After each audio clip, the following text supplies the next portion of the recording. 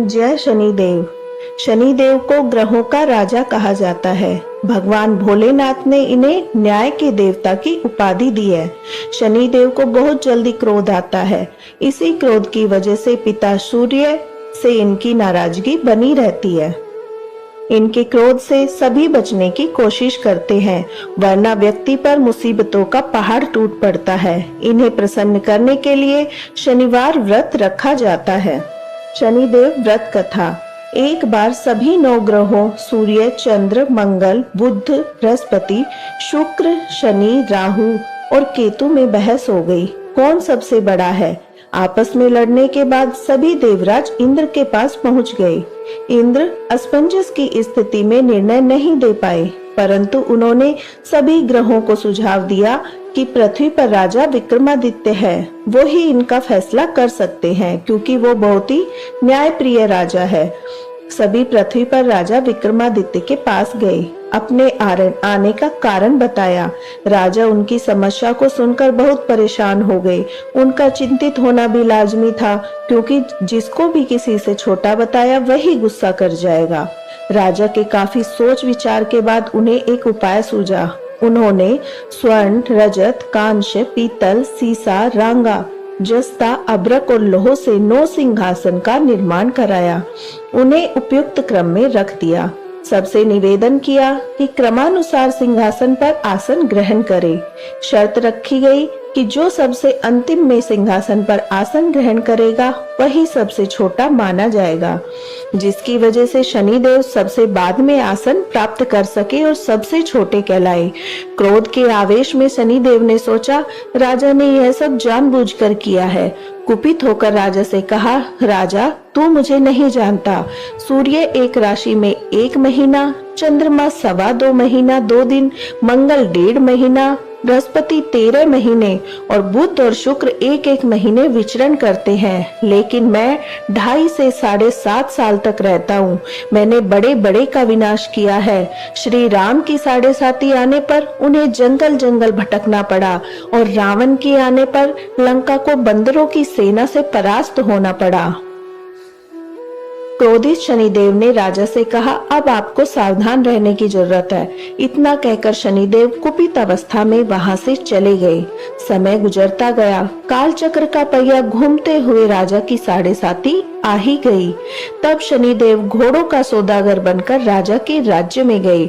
उनके साथ अच्छी नस्ल के बहुत सारे घोड़े थे। जब राजा को सौदागर के घोड़ों का पता चला तो अश्वपाल को अच्छे घोड़े खरीदने के लिए भेजा। अश्वपाल ने कई अच्छे घोड़े खरीदे। इसके अलावा सौदागर ने उपहार स्वरूप एक उस सर्वोत्तम नस्ल के घोड़े की सवारी हेतु राजा को दे दिया। राजा विक्रमादित्य जैसे ही उस घोड़े पर बैठे, वह सरपट वन की ओर भागने लगा। जंगल के अंदर पहुंचकर वह गायब हो गया। भूख प्यास की स्थिति में राजा जंगल में भटकते रहे। अचानक उन्हें एक ग्वाला दिखाई दिया, जिसने राजा की प्यास बुझाई। राजा ने प्रसन्नता में उसे अपनी अंगूठी देकर नगर की तरफ चले गए। वहां एक सेठ की दुकान पर पहुंचकर उन्होंने जल पिया और अपना नाम वीका बताया। भाग्यवश उस दिन सेठ की खूब आमदनी हुई। सेठ खुश होकर उन्हें अपने साथ घर ले गया। सेठ के घर में खूंटी पर एक हार टंगा था, जिसको खूंटी निगल रही थी। कुछ ही देर में हार पूरी तरह से गायब हो गया। सेठ वापस आया तो हार गायब था। उसे लगा कि वीका ने ही उसे चुराया है। सेठ ने वीका को कोतवाल से पकड़वा दिया और दंड स्वरूप राजा उसे चोर समझकर हाथ पैर कटवा दिए। अपंग अवस्था में उसे नगर के बाहर फेंक दिया गया। तभी वहां से एक तेली निकला, जिसको वीका पर दया आ गई। उसने वीका को अपनी गाड़ी में बिठा लिया। वीका अपनी जीभ से बैलों को हाँकने लगा। कुछ समय पश्चात राजा की शनि दशा समाप्त हो गई। वर्षा काल आने पर वीका मल्हार गाने लगा। एक नगर की राजकुमारी मनभावनी ने मल्हार सुनकर मन ही मन प्रण किया कि जो भी यह राग गा रहा है वो उसी से विवाह करेगी। उन्होंने दासियों को खोजने के लिए भेजा, परंतु वापस आकर उन सब ने बताया कि वह एक अपंग आदमी है। राजकुमारी यह जानकर भी नहीं मानी। अगले ही दिन वह अनशन पर बैठ गई। जब लाख समझाने पर राजकुमारी नहीं मानी तब राजा ने उस तेली को बुलवा भेजा और वीका से विवाह की तैयारी करने के लिए कहा। वीका से राजकुमारी का विवाह हो गया। एक दिन वीका के स्वप्न में शनिदेव ने आकर कहा कि देखा राजन, तुमने मुझे छोटा बताकर कितना दुख झेला है। राजा ने क्षमा मांगते हुए हाथ जोड़कर कहा, हे शनिदेव, जैसा दुख मुझे दिया है किसी और को ऐसा दुख मत देना।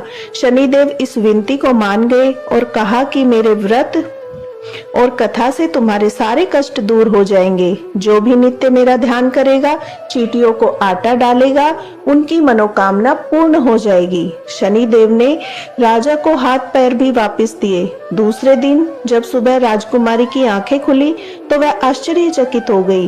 वीका ने मनभावनी को बताया वह राजा उज्जैन का राजा विक्रमादित्य है। मनभावनी खुशी से फूले समा रही थी। राजा और नगरवासी अत्यंत प्रसन्न हुए। सेठ ने जब यह सुना तो वह पैरों पर गिरकर क्षमा मांगने लगा।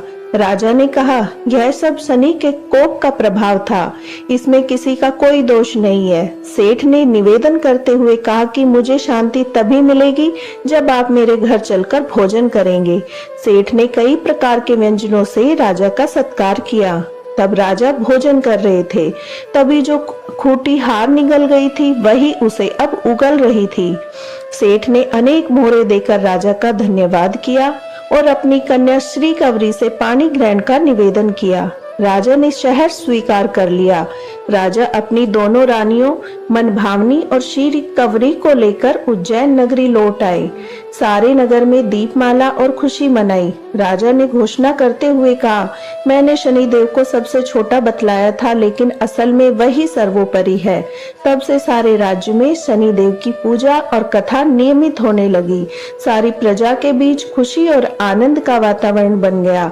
शनिदेव के व्रत की कथा जो भी सुनता या पढ़ता है उसके सारे कष्ट दूर हो जाते हैं। शनिदेव आरती। जय जय श्री शनिदेव भक्तन हितकारी, सूरज के पुत्र प्रभु छाया में तारी। जय देव जय देव। श्याम अंक वक्र दृष्ट चतुर्भुजाधारी, नीलांबर थारनाथ गज की असवारी। श्याम अंक वक्र दृष्ट चतुर्भुजाधारी, नीलांबर धारनाथ गज की असवारी। जय देव जय देव। जय जय श्री शनिदेव भक्तन हितकारी, सूरज के पुत्र प्रभु छाया में तारी। जय देव जय देव। कीट मुकुट शीश रजत दीपत लीलारी, मुक्तन की माला गले शोभित बलिहारी। कीट मुकुट शीश रजत दीपत लीलारी, मुक्तन की माला गले शोभित बलिहारी। जय देव जय देव। जय जय श्री शनिदेव भक्तन हितकारी, सूरज के पुत्र प्रभु छाया में तारी। जय देव जय देव। मोदक मिष्ठान पान चढ़त है सुपारी, लोहा तिल तेल उड़द महिषी अति प्यारी। मोदक मिष्ठान पान चढ़त है सुपारी, लोहा तिल तेल उड़द महिषी अति प्यारी। जय देव जय देव। जय जय श्री शनिदेव भक्तन हितकारी, सूरज के पुत्र प्रभु छाया में तारी। जय देव जय देव। देव धनुज ऋषि मुनि सुमिरन नर नारी, विश्वनाथ धरत ध्यान शरण है तुम्हारी। देव धनुज ऋषि मुनि सुमिरन नर नारी, विश्वनाथ धरत ध्यान शरण है तुम्हारी। जय देव जय देव। जय जय श्री शनिदेव भक्तन हितकारी, सूरज के पुत्र प्रभु छाया में तारी। जय देव जय देव। बोलिए शनिदेव महाराज की जय। हनुमान जी की जय।